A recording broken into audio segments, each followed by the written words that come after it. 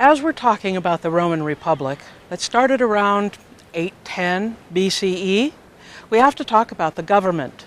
And the government of the Republic was, of course, a very unique structure, unique for the time. The Romans called it the res publica, the republic thing, or the public thing, and so this is where we get the term republic. And their government was formed of a group of senators and 2 co-consuls who were elected from the senators. Now, keep in mind, the senators were not elected. They were the patricians, the very rich family of Rome. And they controlled the Roman Republic and later parts of the Roman Empire, but they would always be in Rome running the Republic. It becomes very difficult for a bunch of old rich guys in togas to run the Republic. But that's a story for another lecture. Why are we here? Beautiful lawn at the University of Virginia. Because our founding fathers saw in themselves and in the creation of their new nation the Roman Republic reborn. And I don't think Thomas Jefferson would mind at all that we would be here on his university talking about this subject. But let me show you something. Here on campus is a bronze statue of the first president of the United States, George Washington. This is a copy of a marble sculpture that is in the rotunda of the State House down in Richmond. But this one's closer, so we can get a good view of what the artist is trying to say. The artist was a Frenchman named Toga, and he created this statue very much from George Washington's likeness. And what he is trying to tell us about is George Washington as one of the Roman patricians, but not just any patrician, a very special one. Because you see, the Roman senators realized that in time of crisis, time of war, having a deliberative body argue out how should they do this, how should they run the army, how should they run the state, was going to be inefficient and quite dangerous for the Republic itself and for the city of Rome. And so they set up a structure known as the dictator. This was a man elected by the Senate to take over the entire country and become essentially the one-man government. They would give to that man the reins of the legislative, judicial, and executive powers of the government, along with the purse strings and the military, everything, with the caveat that this man was only to serve for 6 months, or until the crisis was over. Their ideal of the dictator, the perfect dictator, was a Roman senator by the name of Cincinnatus, who, when he was out one day plowing his field, or helping his slaves plow his field, he after all was a patrician, he was approached by senators who asked him to become the dictator. Rome was in danger. He puts down the plow, he puts on his armor, and he goes and fights and wins, saves Rome. And then he puts down his armor, puts down his sword, puts down all of the power that he had collected, and becomes a farmer once more. Here in Houdon's sculpture of George Washington, we see the very proud, noble bearing of a patrician, of George Washington, in his elegant 17th century or 18th century uniform.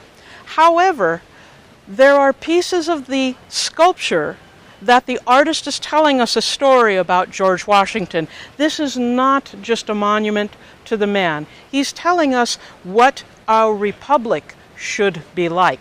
And let me show you. Washington is not wearing his sword. His sword is hanging up over here. What he is holding is his walking cane. This would have been the accoutrement, the thing that your elegant 18th century gentleman would have at all times. And of course, it wasn't to hold him up, it wasn't a cane, it was for display, with an elegant tassel hanging down. It says George Washington is not ruling, is not a man who ruled with the sword. He is a man who ruled among his fellow patricians. Let me show you something else. This is a bundle of sticks. It is an ancient Roman symbol.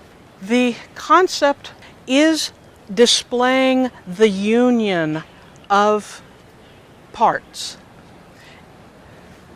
The sculptor Houdin gave this bundle of sticks 13 sticks. Of course, 13 sticks for the 13 new states of the United States, but also included some arrows in this same bundle. And I think that is to describe not only the states of the former colonists, but of course the Native American states that would become part of this nation.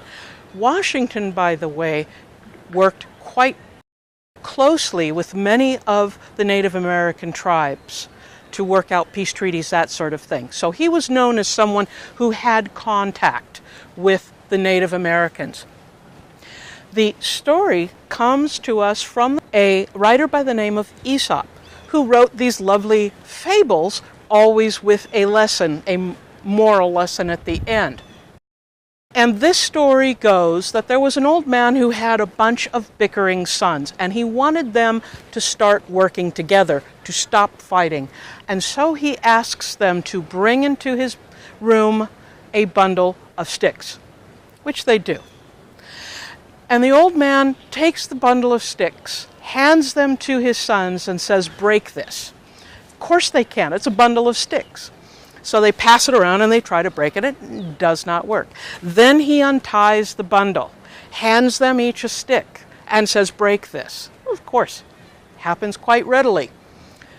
And what Aesop and the old man and the sculptor is trying to get to us is this concept of union, that the union is stronger. Now, this symbol is not only on this statue, you will find it's in gold on either side of the platform of the House of Representatives in Washington, D.C. Over here, here's George Washington's plow. Of course, George Washington probably didn't use it. He had a slave use it. Nonetheless, here's his plow, representative of George Washington, the farmer. Washington always saw himself as a farmer and a land surveyor and a few other things. But it was from his farm he left to serve in the American Revolution. It was from his farm he served as president. And it would be back to his farm that he would retire and take up his plow again, willingly giving up power. Two more things that the sculptor Houdin wants to tell us about George Washington. First off, there seems to be a cloak, a big piece of cloth, and it's really a pretty piece of sculpture. And I always thought that it was George Washington's cloak. You see him often in pictures of him kneeling in prayer in Valley Forge, standing up in the boat. He's got a cloak on. And I always thought, oh, it's his cloak. But on being able to see it this closely, it's not. There's no sewing that shows us it's a cloak. What it shows us is that it is a single piece of cloth, a long, probably rectangular piece of cloth without any armholes or anything.